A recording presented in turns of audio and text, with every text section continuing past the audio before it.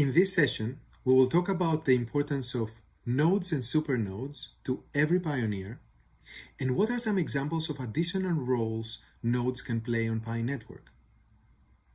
Not only is Pi node the cornerstone of the Pi blockchain, but also it contributes to the ecosystem building and economic applications of Pi.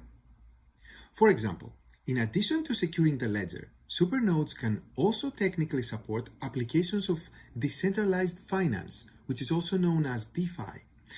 These applications are such as tokenization of real-world assets and tokenization of real estate. But today, we're going to discuss a little bit more on why the node software is important even in non-blockchain sense, and how Pi nodes and blockchain matter to pioneers who neither serve as supernodes nor as nodes. The original vision of the Pi node software was never just limited to operating and supporting the blockchain. Of course, the blockchain, as it secures the ledger of transactions, it is certainly the core and base layer of the decentralization of Pi network. But the benefits of building a user-friendly node software is having extensibility of the functionalities of the node and a large group of people who can contribute to the applications of the node software. So today we want to share a little bit more about the long-term strategy of the node software beyond securing the ledger. Let's look at the network currently. We have over 200,000 pioneers who downloaded and installed the Pi node software, and there are over 60,000 nodes active every day, out of which 40,000 appear to be actively managed, for example, updating to the latest version all the time.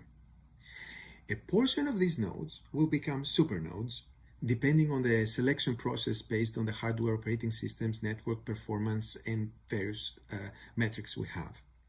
But what is the core team's plan for the people who are running the Pi node software who are not necessarily supernodes or nodes responsible for maintaining the ledger?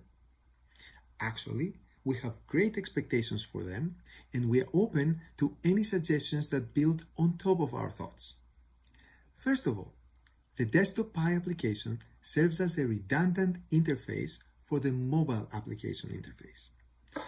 Not only does it provide desktop or laptop accessibility to the mobile application functionalities, for example, the chats, mining status, future uses of Pi applications, but it also serves as one important step to decentralization in regard to the centralized points of mobile apps stores. App stores have been one point of centralization in the Pi network ecosystem all along. Given the controversy about cryptocurrencies, app stores are particularly strict in reviewing applications related to cryptocurrencies. And we experienced their centralized control over the last couple of years while we were developing Pi network. For example, our mobile application had to go through very rigorous review cycles before it gets approved and later on to stay live. And we also saw other legitimate applications sometimes getting completely delisted from app stores for various reasons. We hope this will never happen to Pi, but shall the app stores decide to remove our application from their stores for any reason, the node software will be our backup plan to still maintain the functionalities, the community, and the organization of the network.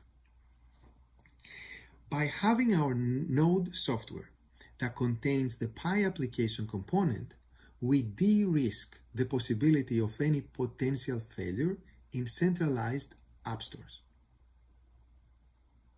Okay, apart from maintaining and securing the Pi blockchain, nodes can also allow individuals to share computing resources and get compensated for it.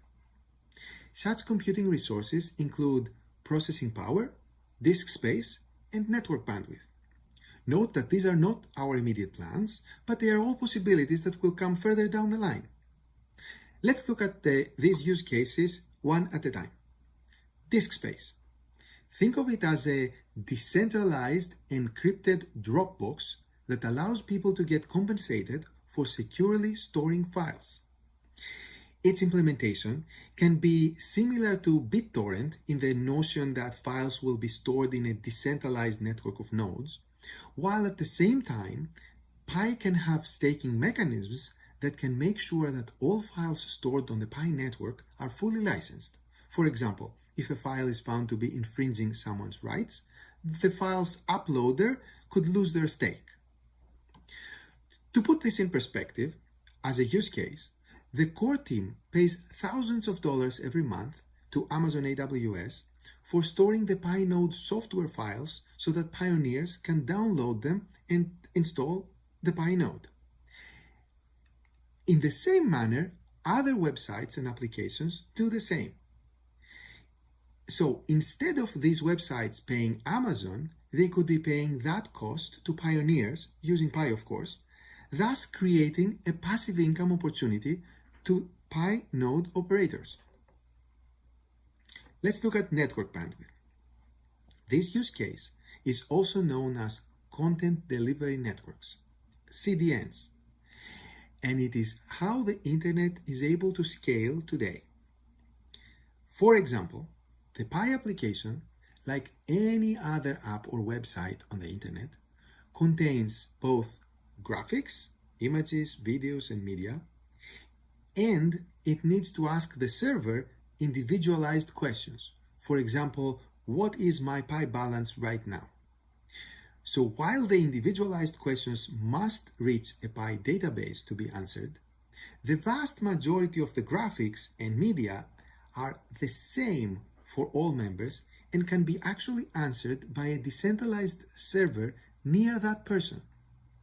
So, for example, when a pioneer in Paris opens her app, the Pi logo comes to her from a server in Paris operated by our CDN provider, while her balance comes from Pi's database in San Francisco. This process helps speed up the application tremendously because the majority of the data can be delivered fast from a nearby data center or computer, and they don't need to travel long distances through the Pacific Ocean. And that's something that all major apps on the internet do. They use CDN to deliver their content. Once again, to put this in perspective, the core team spends thousands of dollars a month to our CDN providers. But for Pi network, with a distributed node network, there should be no need for such an intermediary CDN when there's tens of thousands of pioneer nodes in every corner of the world. There's probably a pioneer closer to you than any of the CDN servers. There may be one in the same building that you are right now. What if Pi nodes could utilize their unused network bandwidth to function as a decentralized CDN? If we were able to create such a CDN marketplace for pioneers, they could be receiving additional passive income for operating their nodes. Let's look at processing power. Every computer has one or more processors. These are called CPUs. And those CPUs are mostly unused during the day and completely unused during the night when the person is sleeping. Think of your processor more like your car. It is mostly sitting in your parking lot waiting for you to use it when you need it. At the same time, there are a lot of companies paying large monthly fees renting servers from cloud providers such as Amazon AWS. So potentially Pi network could match those companies with pioneers who are interested in renting out their unused CPU time. According to our Pi node stats, every day there are over 380,000 CPU cores operated by Pi nodes, and they are unused about 69% of their time on average. Well, the good thing about sharing computing resources is that everyone could potentially participate in sharing them, even on a part-time basis. Moreover, due to the way we structured the Pi node software technically, these functionalities can be implemented as Docker containers on top of our node software, and therefore the development of such modules doesn't necessarily have to come from the core team. Okay, take these ideas I presented today as food for thought. Add your own creative ideas to it, and come build the future together.